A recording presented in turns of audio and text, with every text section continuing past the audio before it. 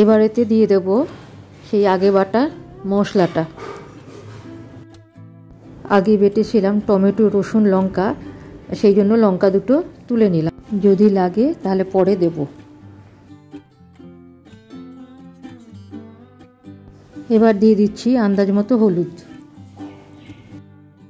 এবার দিচ্ছি 1/4 টিস্পুন জিরে ভাজা গুঁড়ো। নমস্কার, আসান কুকটুরে আপনাদের স্বাগত। এখন আমি ডিম দিয়ে রান্না করছি। কিভাবে করছি সেটা দেখুন। ডিমের একটা তরকারি রান্না করবো আমি। তার জন্য ছোটো সাইজের একটা টমেটো নিয়েছি, 4 কোয়া রসুন নিয়েছি, 3টে কাঁচা লঙ্কা নিয়েছি। একসাথে এগুলো বেটে নেব। বেটে নিয়ে ফিরে আসছি। এটা আমার বাটা হয়ে গেছে। নিয়ে নিচ্ছি 2টো মাঝারি সাইজের হাফ সিদ্ধ আলু খোসা ছাড়িয়ে নিয়ে ফিরে আসছি। এবারে গ্রেটারের বড় দিকটা দিয়ে এগুলো কুড়ে নিচ্ছি। বড় সাইড দিয়ে এটা গ্রেট করব। এইভাবে উপর থেকে নিচে নেব, তাহলেই কিন্তু এগুলো লম্বা লম্বা হবে। আর যদি উপর নিচে একসাথে ঘষতে লাগেন তাহলে কিন্তু খুব ছোট ছোট হয়ে যাবে। সেরকম করবেন না। এটা একটা টিপস হিসেবে নতুনদের শিখিয়ে দিলাম। আলু আমার কুড়ে নেওয়া হয়ে গেছে। এবার ছড়িয়ে দেবো চারিদিকে। এবার এতে দিচ্ছি একটা মাঝারি সাইজের পেঁয়াজ কুচি।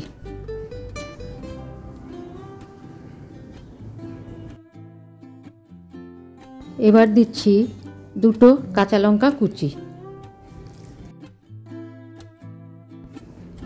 দিচ্ছি সামান্য একটু শুকনো লঙ্কা গুঁড়ো। কেউ ইচ্ছা করলে স্কিপ করতে পারেন, নাও দিতে পারেন।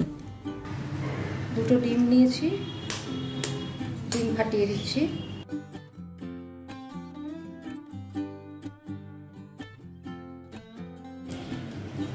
দিয়ে দিচ্ছি একটু হলুদ গুঁড়ো।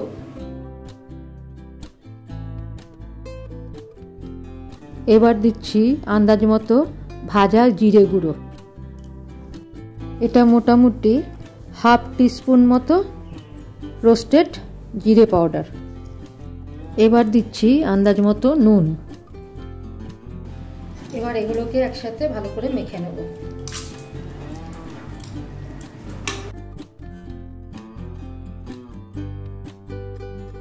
এবার আমি একটা ফ্রাই প্যান বসিয়ে দিয়েছি গ্যাসে। তাতে দিয়ে দিচ্ছি সর্ষের তেল। কেউ ইচ্ছা করলে কিন্তু রিফাইন্ড অয়েলেও করতে পারেন, যার যেটা ইচ্ছা।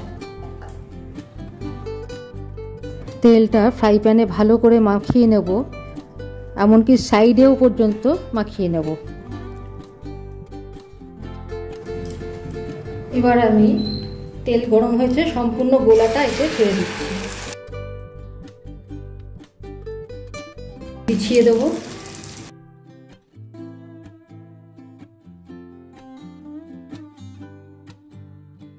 চারিদিকে এমনভাবে ছড়িয়ে দিতে হবে যাতে একটা গোল শেপ নেয়। আর কোনো জায়গায় যেন উঁচু নিচু না থাকে, তাহলে কিন্তু এক জায়গায় পাতলা এক জায়গায় মোটা হয়ে যাবে। এটা খেয়াল রাখতে হবে। এবার লো ফ্লেমে এটা ঢাকা দিয়ে করব। এবার এটা আমার হয়ে এসছে, সাইডগুলো ছেড়ে যাচ্ছে। এরকম সাইডগুলো এইভাবে ছেড়ে যাচ্ছে।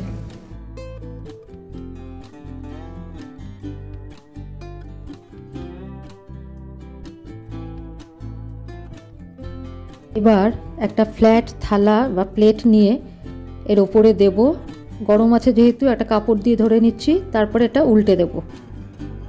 উল্টে দিলেই কিন্তু এবার অপোজিট দিকটা ভাজতে হবে। দেখুন, উপর দিকটা ভাজা হয়ে গেছে, এবার নিচের দিকটা ভাজতে হবে। ফ্রাই প্যান বসালাম, দিয়ে দিচ্ছি সরষের তেল 1 কলা বা 1 চামচ। তেলটা চারিদিকে ঘুরিয়ে ঘুরিয়ে ভালো করে মাখিয়ে নেব।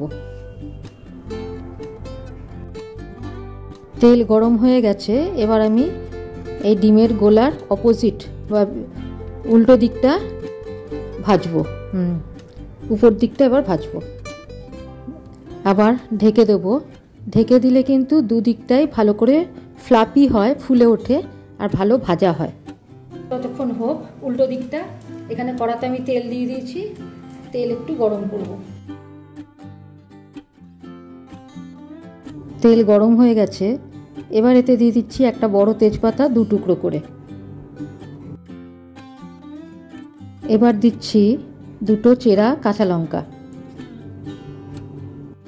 এবার এতে দিয়ে দিচ্ছি একটা মাঝারি সাইজের কুচনো পেঁয়াজ, ঘেটে নেব ভালো করে।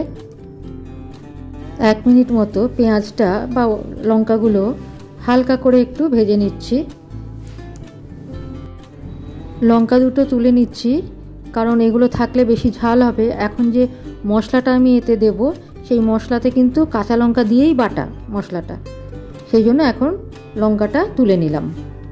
পেঁয়াজ একটু ট্রান্সপারেন্ট হয়েছে, এবার এতে দিয়ে দেবো আগের বাটা মশলাটা, যেটাতে ছিল টমেটো, রসুন আর কাঁচা লঙ্কা। সেই জন্য কাঁচা লঙ্কা দুটো তুলে নিলাম, পরে লাগলে তখন অ্যাড করা যাবে, কারণ ভাজা হয়ে গেছে। একটু এটা ঘেটে নিচ্ছি, মিক্স করে দিচ্ছি সব একসাথে।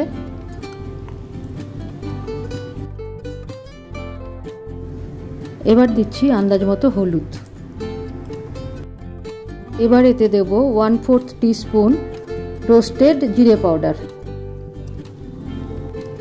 আঁচটা কমে রেখে একটু ভেজে নেব, কারণ আঁচ যদি বেশি দিয়ে দিই তাহলে এটা পুড়ে যেতে পারে, আর আমাকে এখন আরও কিছু মশলা যোগ করতে হবে। এবার এতে দিচ্ছি 1/4 টিস্পুন ধনে গুঁড়ো, দিচ্ছি 1 চামচ আদা বাটা। এবার দেব আন্দাজ মতো নুন, এটা যার যার তরকারি পরিমাণ যেরকম সেই অনুযায়ী দিতে হবে। নুন দিয়ে দিলাম। এবার 2 মিনিট ধরে ভালো করে একটু কষাবো বা ভাজবো মশলাগুলোকে, যাতে এর থেকে তেল বেরিয়ে আসে আর কাঁচা গন্ধটাও চলে যায়। এবার আমি এটাকে এদিকে আনলাম, হয়ে গেছে নিচের দিকটা। দেখুন, এই দেখুন ঘুরছে, তার মানে এটা হয়ে গেছে। ঠিক আছে, এবার এর মধ্যেই আমি এটা ঠান্ডা করতে দিচ্ছি। এটা ভাজা হয়ে গেছে, তেল ছেড়ে এসছে। এবার এতে দিয়ে দিচ্ছি টমেটো বাটা জলটা, জারেতে যে টমেটো লেগেছিল সেইটা ধুয়ে জলটা দিয়ে দিলাম। জলটা দিয়ে আর একটু কষিয়ে নেব। ভাজা হয়ে গেছে, কষানো হয়ে গেছে জলটা দিয়ে। এবার এতে দিচ্ছি 1/4 টিস্পুন চিনি। কেউ চাইলে চিনি স্কিপ করতে পারেন, আর চিনিটা দেয়া যাতে এটা ক্যারামেলাইজড হয়, আর টমেটোর টক ভাব যদি থাকে সেটাও যেন না থাকে।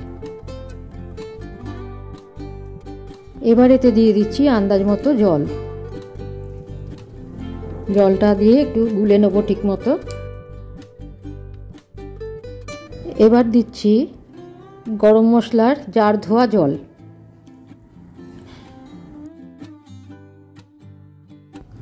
এবার এটা অনেকটাই ঠান্ডা হয়েছে, আমি পিস পিস করে এবার কেটে নেব। বরফি শেপ দেবো আমি। কেউ ইচ্ছা করলে কিন্তু স্কোয়ার বা অন্য যার যেরকম ইচ্ছা শেপ দিতে পারেন, আমি বরফি শেপ দেবো। নিয়েছি, এগুলো এরকমভাবে কাটা হচ্ছে। ঠিক আছে, কেটে কেটে দিয়েছি, বরফি মতো করে দিচ্ছি। ডিম আলুর বরফি,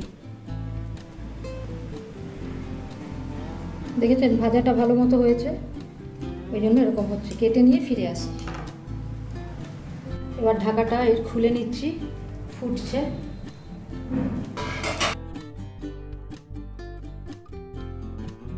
এতে দিয়ে দেবো বরফিগুলো, দিয়ে দেবো এতে। বরফিগুলো ঝোলে ডুবিয়ে দেবো, যদিও সাইডেরগুলো বরফি শেপ হয়নি, যা শেপ এসছে তাই দিয়েছি। এবার কিছুটা আমি তুলে রেখেছি ভাজা খাবো বলে, এগুলো কিন্তু এই অবস্থায় ভাজাও খাওয়া যায়, আপনারাও খেতে পারেন। বরফিগুলো ছাড়ার পরে এবার ডুবিয়ে দিয়েছি জলে। এবার কিন্তু আঁচটাকে আমি বাড়িয়ে দেবো। এখন একটাই কাজ, জলটাকে কমানো, সেই জন্য আঁচ এবার বাড়িয়ে দিচ্ছি। বাড়িয়ে দিয়ে গ্রেভি কমিয়ে নেব। 3 মিনিট পর ফিরে এলাম। এবার গ্রেভিটা অনেকটা কমেছে বা জলটা অনেকটা কমেছে।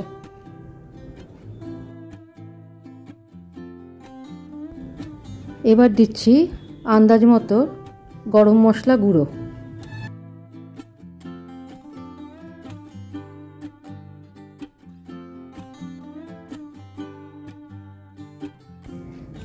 এবার দিয়ে দিচ্ছি সামান্য একটু ঘি, এটা হাফ চামচ ঘি দিয়ে দিচ্ছি, ছোটো চামচের। ঘি গরম মশলা আমি খুব একটা বেশি ইউজ করি না, কারণ ডিমের জন্য অলরেডি ভালো গন্ধ একটা এসে গেছে, টেস্টও ভালো এসে গেছে। এবার হালকা হাতে একটু ঘেটে নেব যাতে ঘি গরম মশলা এই গ্রেভিতে ভালো মতো মিশে যায়। আর এখন আমার রান্না হয়ে গেল, এবার আমি গ্যাস বন্ধ করে দিচ্ছি, তারপরে প্লেটিং করে দেখাচ্ছি। আমার ডিম আলুর বরফি রেডি টু সার্ভ। আজকের মতো এখানে রাখছি, পরে অন্য কিছু নিয়ে ফিরে আসছি। ডিম আলুর বরফি এইভাবে বানাবেন, দেখবেন খুবই সুন্দর হয়, আর ভাজাও খাওয়া যায়, যেটা ইচ্ছা। আর লাইক শেয়ার সাবস্ক্রাইব করতে ভুলবেন না। আজকের মতো এখানে রাখছি, ভালো থাকবেন, ধন্যবাদ।